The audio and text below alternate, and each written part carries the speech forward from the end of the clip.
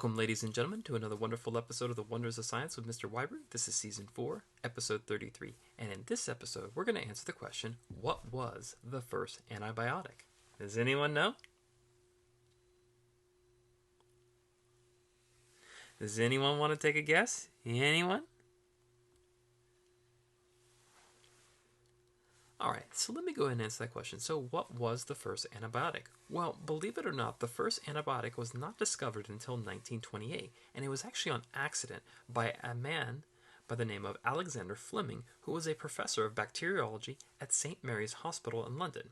Get this, on September the 3rd, 1928, when Fleming returned from a holiday, he was sorting through petri dishes, and these petri dishes contained colonies of a bacteria, that being Staphylococcus. Now, this particular bacterium is the type of bacteria which causes things like boils, sore throats, and abscesses. Now, as he was sorting through the dishes, he noticed something unusual on one dish.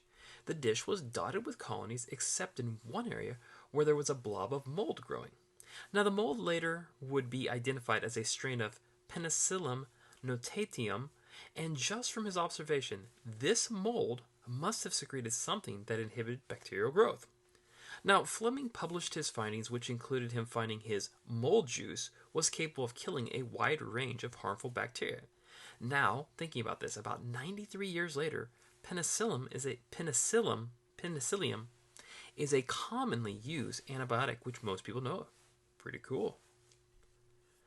Alright, ladies and gentlemen, let's move on now to our fun science fact of the day. Get this. Did you know that it takes 5 years for an oyster to produce a medium-sized pearl? Yes, you heard me correctly. It takes 5 years for an oyster to produce a medium-sized pearl. Wow. Thank you, ladies and gentlemen, for joining me for another wonderful episode of The Wonders of Science with Mr. Whybrew. Keep an eye out for the question that'll be at the end of the video. And as always, enjoy the wonders of science. Good day and goodbye.